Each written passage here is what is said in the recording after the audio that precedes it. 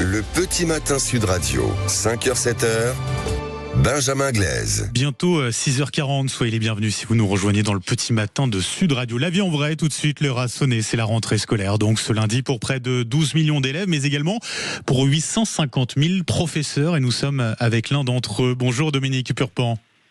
Bonjour. Et un grand merci d'être avec nous ce matin sur Sud Radio à moins de 2 heures maintenant de la rentrée. Vous êtes instituteur à Velleron, c'est dans le Vaucluse, professeur des écoles en classe de CM2, c'est bien cela ? C'est ça. Et c'est votre 22e rentrée dans cette école de Velleron. Vous commencez, j'imagine, un peu à avoir l'habitude de ces rentrées, même si ça reste un jour, j'imagine, particulier. Oui, c'est un jour particulier, mais effectivement, au bout de 25 ans de métier, on a un peu moins la boule au ventre le matin, quoi. Un peu moins de stress, c'est presque la routine pour vous ? Ouais, c'est un peu ça, effectivement. Bon, dans quel état d'esprit vous l'abordez, en tout cas, cette rentrée ? Serein et détendu, avec l'envie de bien faire. L'envie de bien faire, et puis ce premier contact avec vos nouveaux élèves, ça aussi c'est important.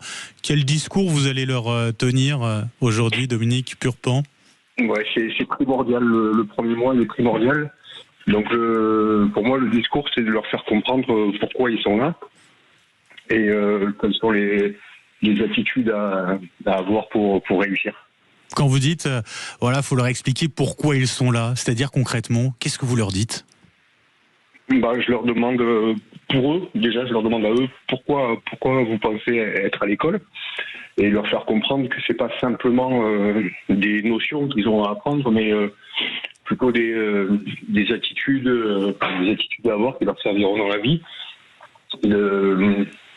d'être capable d'aller au bout d'un travail, de s'investir et d'oser, parce que souvent en fait ils ont peur d'essayer, peur de se tromper, du regard des autres, donc les mettre en confiance, c'est primordial. Partager cette confiance qui est nécessaire pour grandir.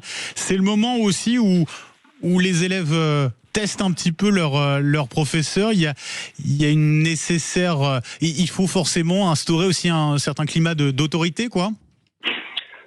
Oui, évidemment. Après, moi, ça fait 22 ans que je suis dans la même école. Je suis l'enseignant de la grande classe. Donc, quand ils arrivent dans cette classe, ils savent, ils connaissent déjà. À qui ils ont affaire.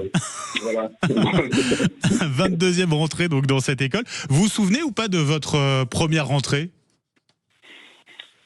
On va pas se mentir, non. Non. Bon, si je vous demande ce qui a changé c'est un peu plus de 20 ans de métier, qu'est-ce qui a changé au niveau des élèves ? Vous avez vu une évolution des élèves que vous avez eus ? Oui, il y a une évolution.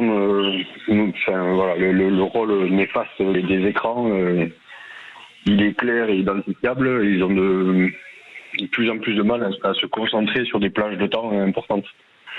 Ils ont trop l'habitude de zapper, passer à autre chose.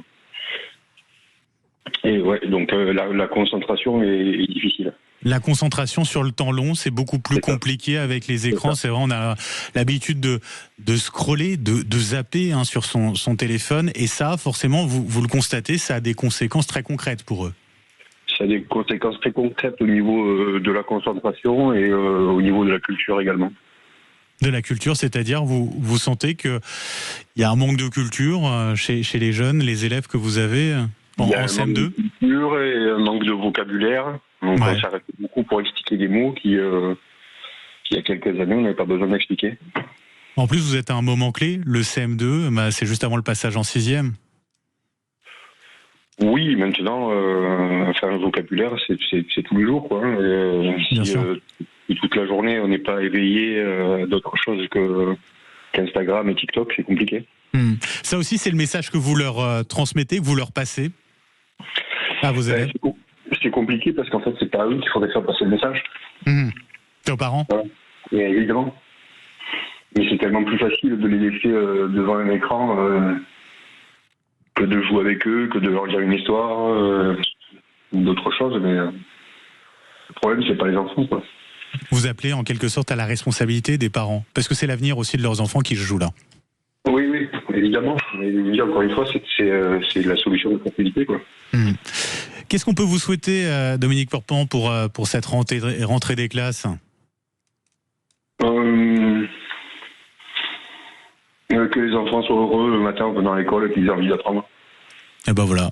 C'est un souhait très très très beau, quoi. Et effectivement, on vous souhaite une très belle rentrée, Dominique Purpan. Je rappelle, vous êtes instituteur à Velleron, c'est dans le Vaucluse. Très bonne journée et puis très bonne rentrée à vous et vos élèves.